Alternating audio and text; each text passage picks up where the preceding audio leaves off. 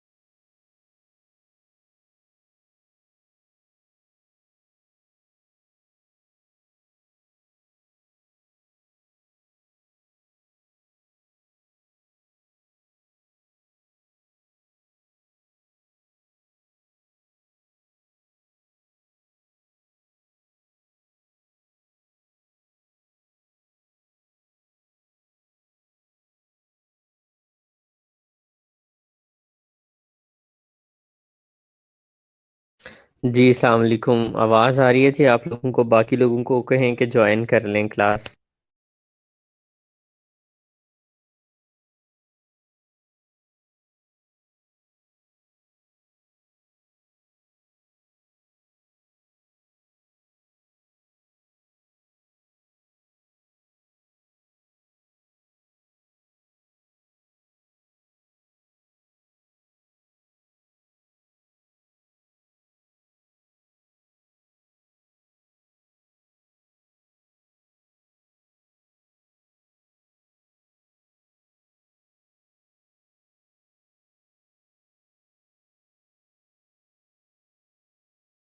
हाँ जी, अस्सलाम वालेकुम।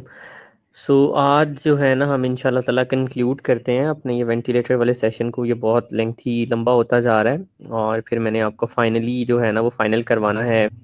और सीसीएम जो है उसको फाइनल करना है हमने। जनाब, विनिंग करते हैं। विनिंग के बाद फिर थोड़ा सा आगे एयरवे मैनेजमेंट पढ़ेंगे and then we will be done. Weaning क्या होती है जी? आप में से कोई बता सकता है वेंटिलेटर से विनिंग का क्या मतलब है?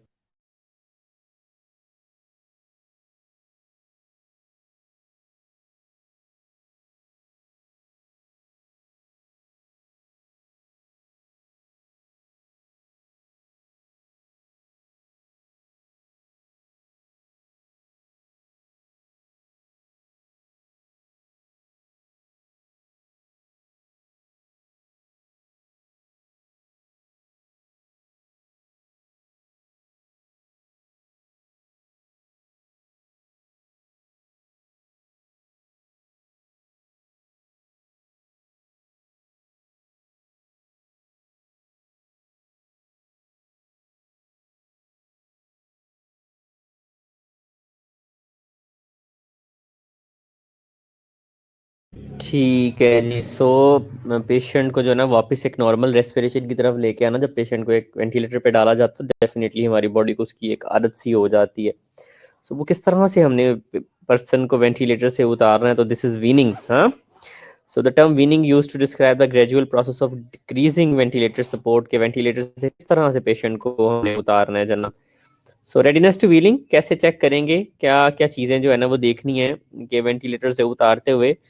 सबसे पहले है underline cause for mechanical ventilation resolve, क्या जिस पर्पस के लिए हमने मैकेनिकल वेंटिलेटर पे डाला था वो ठीक हो गया या नहीं। Next we have hemodynamic stability, adequate cardiac output. Hemodynamic stability adequate cardiac output. ठीक है। पर्सन की कार्डिक आउटपुट एडिकेट होनी चाहिए, हीमोडायनामिक ब्लड प्रेशर वगैरह ये सारी चीजें जो है ना स्टेबल हो जानी चाहिए। फिर हम सोचते हैं कि यार इसको अब हमने जो है ना इसको कर देना है मतलब वेंटिलेटर से उतार देना है। Adequate respiratory muscle strength, definitely सांस लेना रेस्पिरेटरी मसल्स पे डिपेंड करता है, तो वो मसल स्ट्रेंथ हमने चेक करनी है। Adequate oxygenation without high FiO2 और हाई पीप। ठीक है। Absence of factors that empire weaning, कोई ऐसा फैक्टर ना हो जिसकी वजह से वीनिंग इम्पेयर हो रही हो। मेंटल रेडीनेस होनी चाहिए फिजिशियन की भी और family patient and everything. Minimal need for medical medicine that cause respiratory depression, तो कोई ऐसी मेडिसिन ना जा रही हो जो कि रेस्पिरेटरी डिप्रेशन कॉज करती है। Now let's come to word guidelines for weaning. Weaning के लिए गाइडलाइंस क्या? आप प्लीज जरा इन गाइडलाइंस को पढ़ें और अपने वर्ड्स के अंदर फिर मुझे एक्सप्लेन करके बताएं कि वीनिंग के लिए बेसिकली क्या गाइडलाइंस हैं।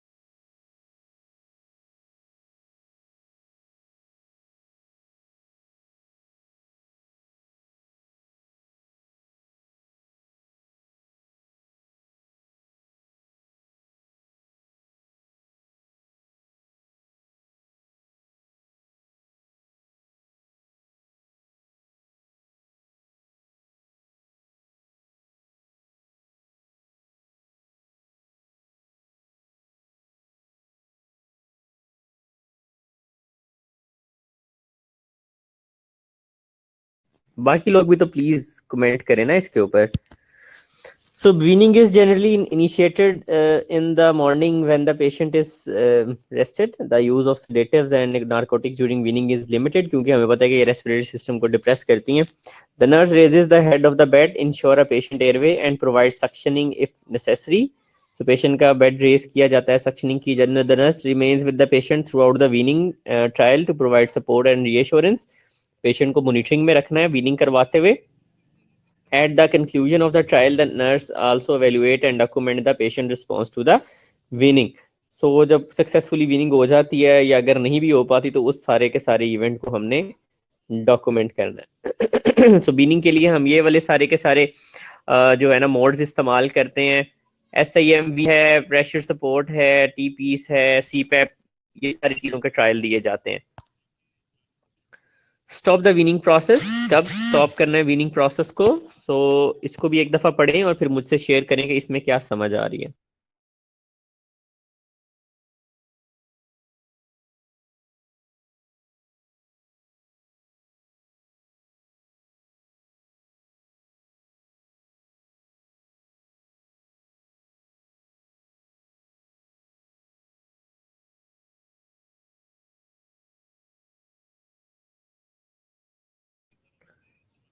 जी, कब हमें वीनिंग प्रोसेस को स्टॉप कर देना चाहिए. नंबर 1, रेस्पिरेटरी रेट अगर 35 से ज़्यादा या 8 ब्रेथ से कम पे चला जाए.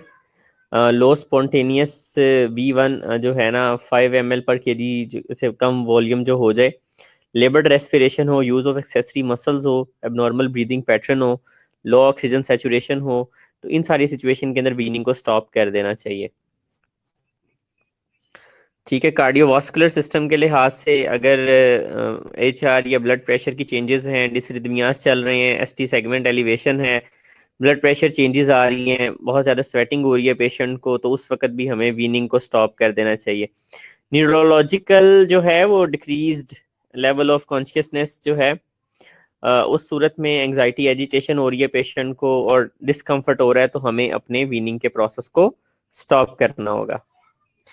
नेक्स्ट आ जाते हैं जनाब एयरवे मैनेजमेंट की तरफ. So what about airway management. So airway management के अंदर सबसे पहली चीज़ है जी पोजीशनिंग. पोजीशनिंग के अलावा ओरल एयरवे और फेरिंजियल एयरवे डिवाइसेस जो होती हैं आप लोगों ने देखी होंगी, वो इंसर्ट करते हैं एयरवे मैनेजमेंट के लिए. नेजोफेरेंजियल एयरवेज जो हैं वो इंसर्ट की जाती हैं. ठीक है जी. उसके बाद ETT इंसर्ट की जाती है या फिर ट्रिक्योस्टमी जो है वो पेशेंट को इंसर्ट कर दी जाती है.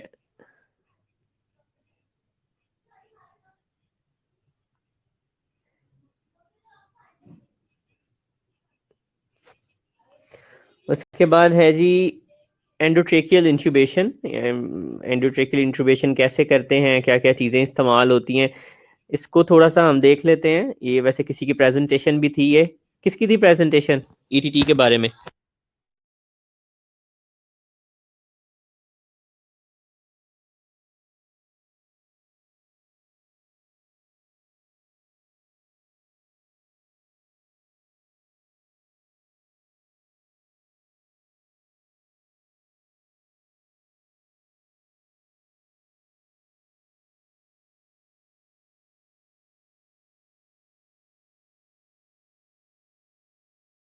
जी, किसकी प्रेजेंटेशन थी ETT के ऊपर. मेरा ख्याल हुई नहीं है हमारी, या क्या सीन है. दे दी हुई है ना इन्होंने प्रेजेंटेशन, राइट. हाँ जी, प्रेजेंटेशन दी है इन्होंने या नहीं दी थी.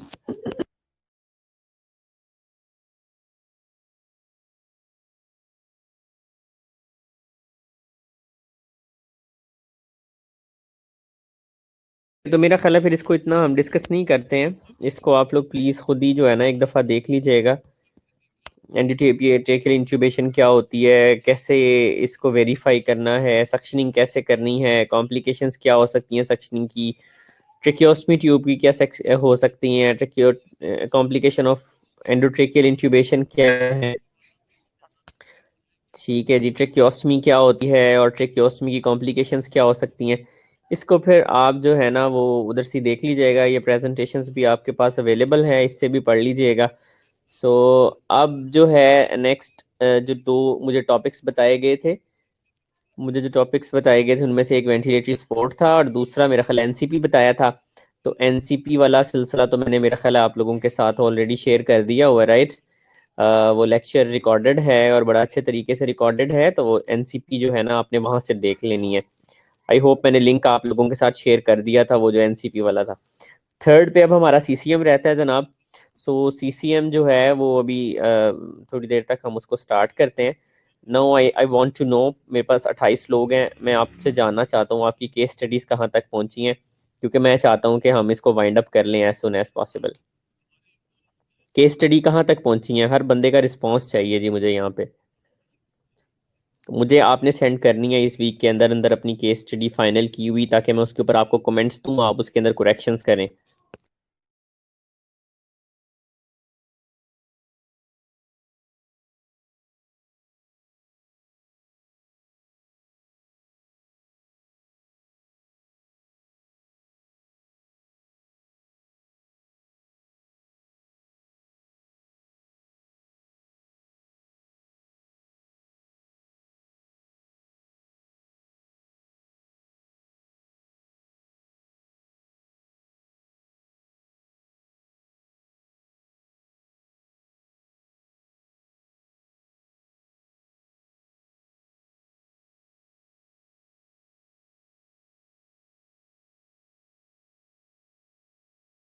जी जी, सीसीएम और एनसीपी जो है ना वो बेशक आप बाद में बना लीजिएगा, आप जो राइटअप है अपना सारा कुछ वो तो सेंड करें ना मुझे। और अगेन मैं आपको बता दूं, जो मेरे पास जितने भी टॉपिक्स आए हैं अभी तक, लोगों की ये स्टडीज आई हैं, उसके अंदर आपने जो है ना बेसिकली उसमें पेशेंट का नेम और सारा डाटा लिखा हुआ है, तो पेशेंट का एमआर नंबर, नेम और एड्रेस वगैरह आपने बिल्कुल भी नहीं लिखा। केस के अंदर जो मैंने आपको सेंड की केस स्टडी, बेसिकली उसके अंदर जो है ना वो लिखा हुआ है। सो वो गलती थी उसके अंदर, तो आप लोगों ने नहीं लिखना है, उसको कॉन्फिडेंशियल रखना है। पेशेंट की जगह पे एक्स वाई जेड लिख सकते हैं, एबीसी लिख सकते हैं, एक्स लिख सकते हैं, कुछ भी लिख सकते हैं। जी, सीसीएम और एनसीपी जो है, एनसीपी कोशिश करें कि आप कलर्ड पेपर्स पे बनाएं, कलर्ड पेपर्स मिलते हैं उनके ऊपर लाइंस लगा के बनाएं, या प्रिंट करवा के जो है ना लाइंस लगा के हैंड रिटन होनी चाहिए एनसीपीज। और जो सीसीएम है वो हैंड रिटन भी हो सकता है, चार्ट पे भी बना सकते हैं, कोई मुनासिब साइज का चार्ट लेके, ज्यादा बड़ा ना हो। या फिर आप उसको डेफिनेटली जिस तरह से मैंने उसके अंदर बनाया हुआ है उस तरह से भी कलर्ड में बना सकते हैं। चार्ट पे बनाना ज्यादा ज्यादा अच्छा अच्छा रहता है। चार्ट, या फिर एक चार्ट के दो हिस्से कर लें आप, उसके ऊपर जो है ना एक सीसीएम बना लें, तो इस तरह से किया जा सकता है। सही है जी, प्लीज आप लोग प्लीज इसके ऊपर काम करें, हम आपके मतलब मैं आपके पोर्टफोलियोज को एंड करूं और देन जो है ना हम फाइनल करें इसे।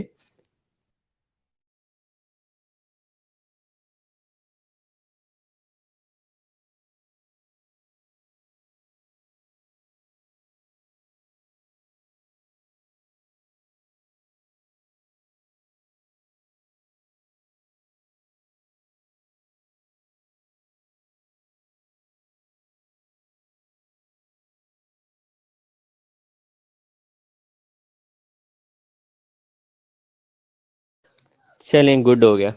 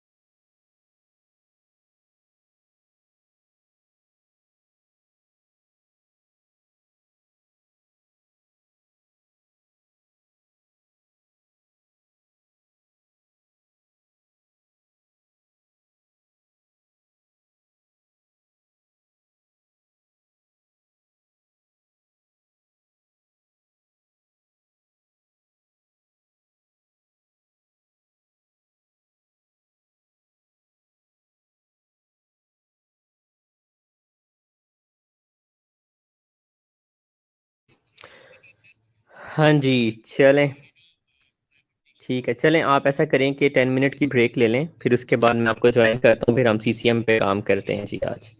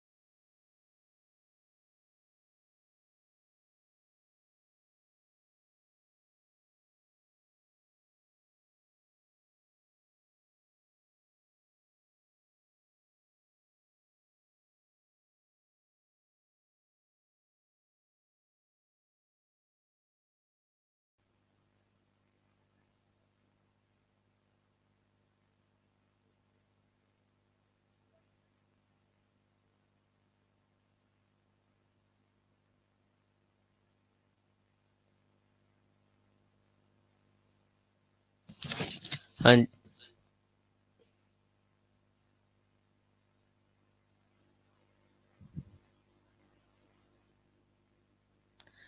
जी, अस्सलाम वालेकुम। बाकी लोगों से भी कहें कि वापस ज्वाइन कर लें और सीसीएम को हम आगे लेके चलते हैं जनाब। सो ये पावर पॉइंट को मैं स्टॉप कर रहा हूँ और यहीं से मैं सीसीएम को आगे लेके चलूँगा आपके साथ। ठीक है जी, तो ये अब आप हमारे सामने है। अच्छा, तो आवाज़ ठीक आ रही है मेरी? ज़बरदस्त है। बताएं मुझे, क्योंकि नेक्स्ट जो हमारा सेशन है इसमें मैं सीसीएम ही पढ़ाऊँगा और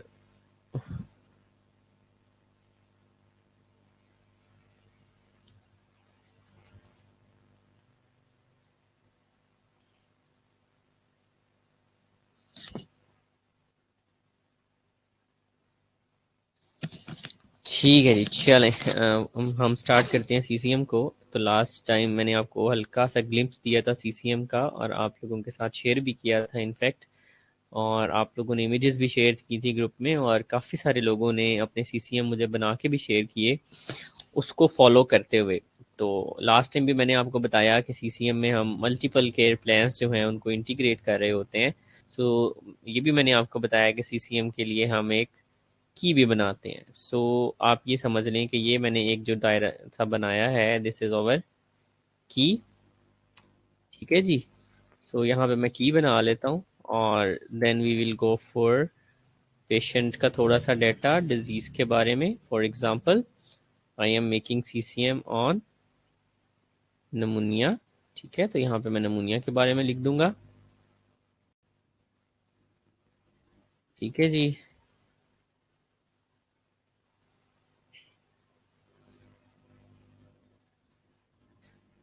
यहाँ पे पेशेंट के बारे में लिख देंगे। डायग्नोसिस क्या है जी? न्यूमोनिया। ठीक है, एंड आफ्टर दैट एज 25। ठीक है जी। अब यहाँ पे थोड़ा सा मैं नमूनिया को डिफाइन कर देता हूँ। इट इज, नमूनिया क्या होता है भाई, जरा बताएं डेफिनेशन।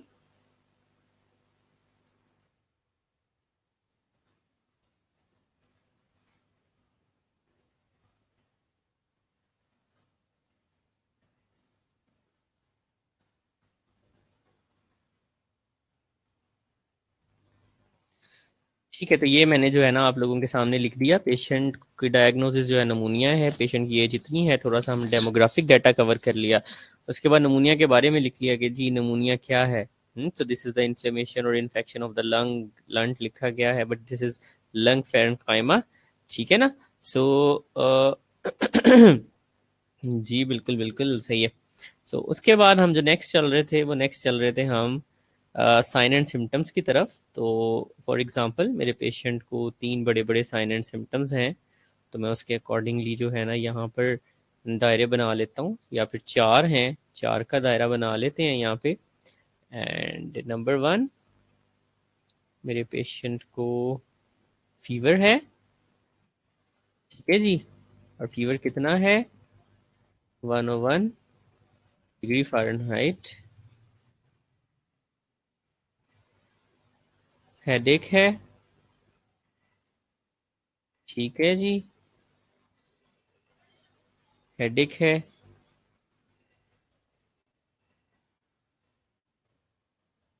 पेन स्केल पे जो हेडेक है उसकी 6 पे है। ठीक है जी। सो ये आप देख सकते हैं, बस मतलब यहाँ पर वैसे ही लिखा जा रहा है, ज़रा इसको समझ लेना।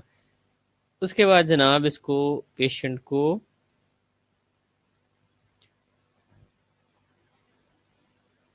डिहाइड्रेशन भी है। ठीक है।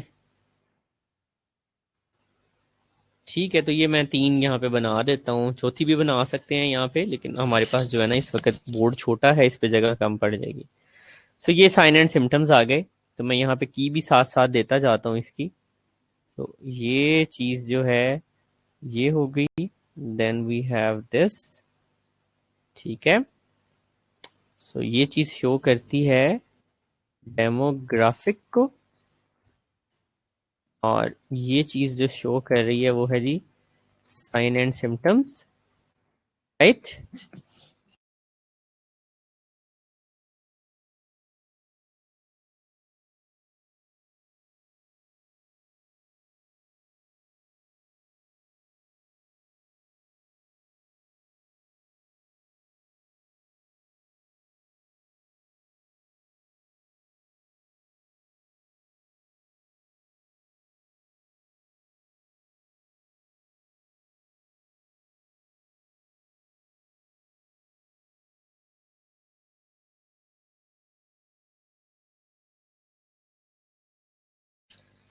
ठीक है जी। सो ये की भी मैं साथ साथ आपके बनाता जा रहा हूँ, आप देखते जाइएगा। Next thing that I am going to do is, next क्या लिखना है मुझे, इन साइन एंड सिम्टम्स की बेस पे, इन असेसमेंट फाइंडिंग्स की बेस पे मैंने क्या बनाना है, मैंने बनाना है जी यहाँ पर नर्सिंग डायग्नोसिस, राइट।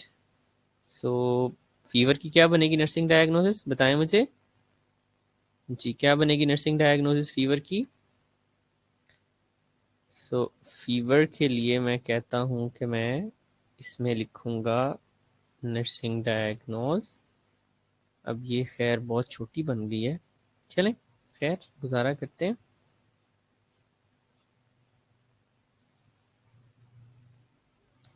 सो इसमें मैं नर्सिंग डायग्नोज लिखने जा रहा हूँ, राइट जी।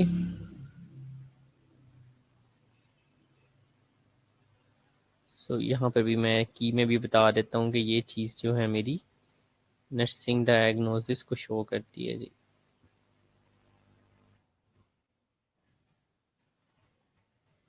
दी अल्टर्ड बॉडी टेम्प लिखे ना, सारे लिख के भेजे मुझे कि फीवर की क्या बनेगी नर्सिंग डायग्नोसिस।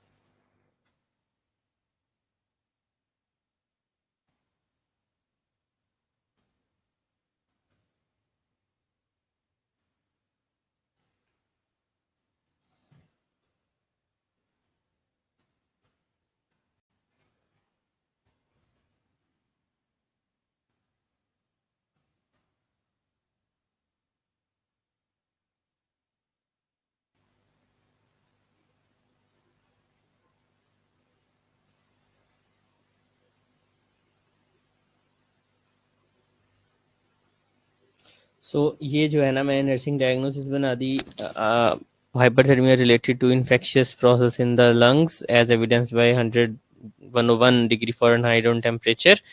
ठीक है जी, altered body temperature that is hyperthermia related to infectious process in the lungs as evidenced by. यहाँ पर जो है ना आप बना लेंगे। इसी तरह से हेडेक की नर्सिंग डायग्नोसिस बना के बताएं मुझे क्या बन सकती है।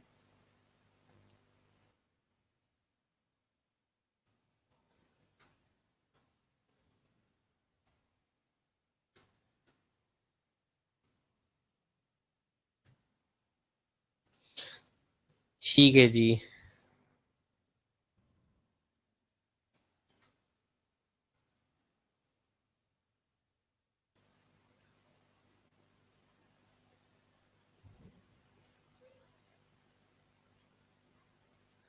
ठीक है जी, तो ये मेरे से इतना ही लिखा गया वो अब खत्म हो गया है। ये acute pain related to disease process as evidenced by patients verbalization आगे आ जाएगा, तो इसकी भी मैंने जो है नर्सिंग डायग्नोसिस बना दी।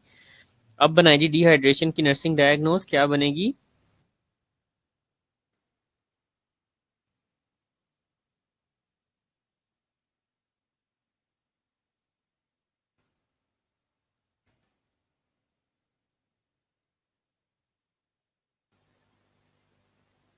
चलें वो भी बस लिखा नहीं जा रहा प्रॉपर्ली, तो fluid volume deficit related to hyper over ventilation as evidenced by patient's respiratory rate, मतलब इंक्रीज हुआ हुआ है।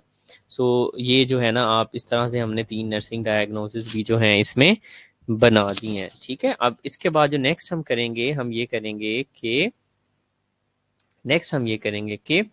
हम नेक्स्ट इसको इसकी नर्सिंग इंटरवेंशंस लिखेंगे। उसके लिए मैं ये वाली शेप इस्तेमाल कर रहा हूँ।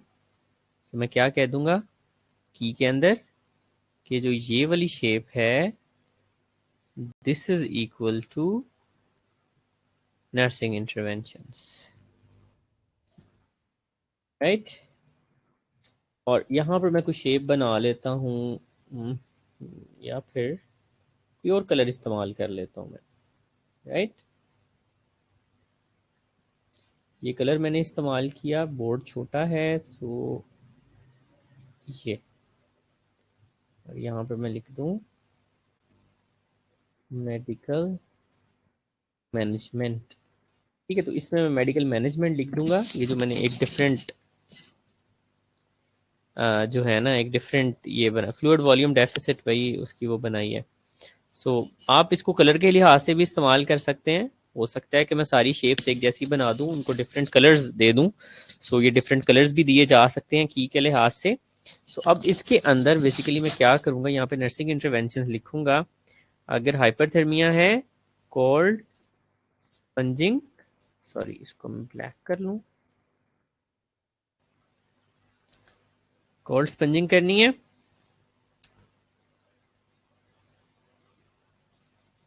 इन मॉडरेट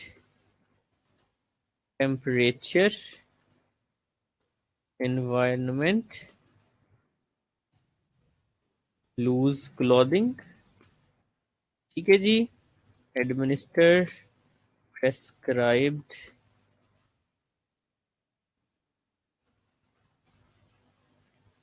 टेम्परेचर के लिए जो मेडिसिन देते हैं, क्या नाम होता है उसका, एंटीपायरेटिक। ठीक है। सो ये मैंने इसके अंदर जो है, इस बॉक्स के अंदर लिख दिया। ठीक है ना, इस बॉक्स के अंदर लिख दिया। इसी तरह मैं पेन की यहाँ पे नर्सिंग इंटरवेंशंस लिखूंगा। इसी तरह मैंने यहाँ पे डिहाइड्रेशन के लिए उसको फ्लूइड देना है, आईवी इनटेक इंक्रीज करनी है, ओरल इनटेक इंक्रीज करनी है, स्किन को थोड़ी केयर प्रोवाइड करनी है। तो ये सारी चीज़ें मुझे इन बॉक्सेस के अंदर लिख देनी है। उसके बाद यहाँ पे मैंने की बना देनी है। मेडिकल मैनेजमेंट, कौन कौन सी मेडिसिन जा रही है भाई इसको जी, पेनाडोल जा रही है, एमोक्सिसिलिन जा रही है, मतलब जो भी हमारे मेरे पेशेंट को जा रही है वो मेडिसिन यहाँ पे लिख दूंगा मैं। राइट। और कोई ऑक्सीडिल इंजेक्शन जा रहा है, तो ये सारी मेडिसिन वगैरह मैं यहाँ पे लिख दूंगा। अगर आपके पास स्टिल जगह है, आप यहाँ पर कुछ इस डिजीज के हवाले से कुछ इसकी पैथोफिजियोलॉजी लिखना चाहते हैं, तो वो भी आप यहाँ पर जो है पैथोफिजियोलॉजी ऑफ डिजीज लिख सकते हैं।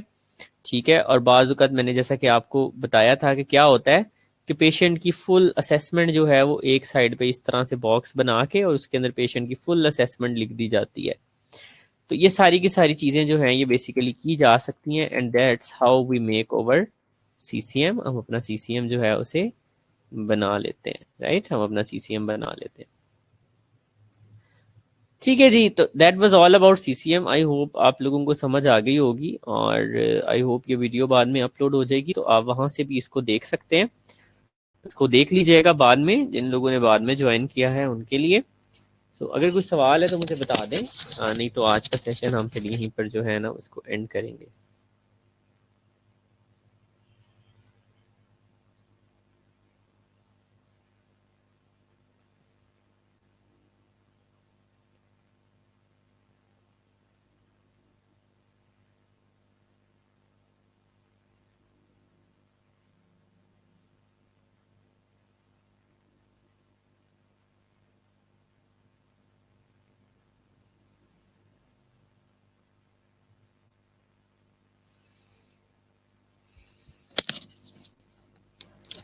जी, सीसीएम एक लगेगा आपकी केस स्टडी में। ठीक है। और उसके बाद जो है ना आप नेक्स्ट आगे बना, आगे जो है वो सीसीएम एक ही लगेगा एक केस स्टडी में। बाकी मैं आप लोगों से बाद में एक दो और सीसीएम प्रैक्टिस के लिए बनवाऊंगा। एनसीपीज आपने जो है वो 11 लगानी है, हर गॉर्डन फंक्शनल हेल्थ पैटर्न के मुताबिक अपने पेशेंट की एनसीपी बनानी है आपने। ठीक है, तो वो हैंड रिटन बनाएंगे। सीसीएम आप हैंड रिटन भी बना सकते हैं, अगर आप जिस तरह से मैंने बनाया हुआ था वैसे भी बना सकते हैं, लेकिन कोशिश करें कि आप हैंड रिटन बना लेना। Handwritten would be good one ना, हैंड रिटन सही रहेगा।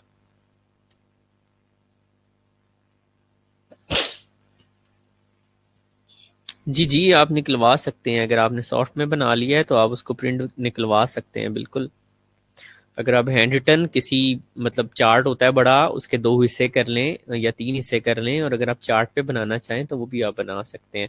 आप इसको कलरफुल करके भी बना सकते हैं डिफरेंट कलर्स के अंदर।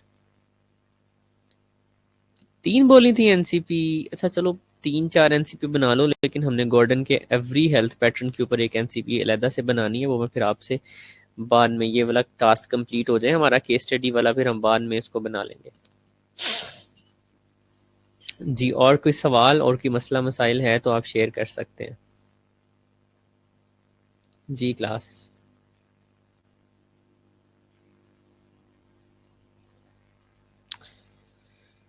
चलें, अपना बहुत सारा ख्याल रखें, दुआओं में याद रखें, और आज का सेशन यहीं पे एंड करते हैं। नेक्स्ट वीक इंशाल्लाह ताला मैं आपका इस वीकेंड पे बैठ के आपका रिवीजन से शेड्यूल बना दूंगा।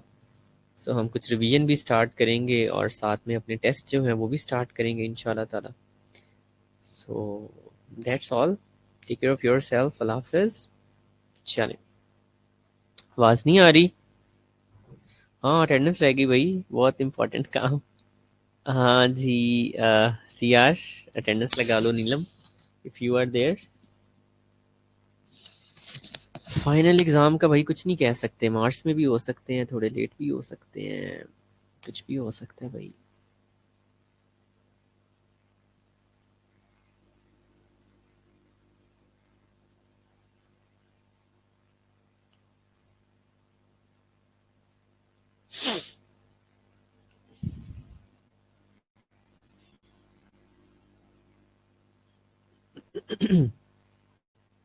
ठीक है नीलम, अटेंडेंस लगा के मुझे आपने भेज देनी है।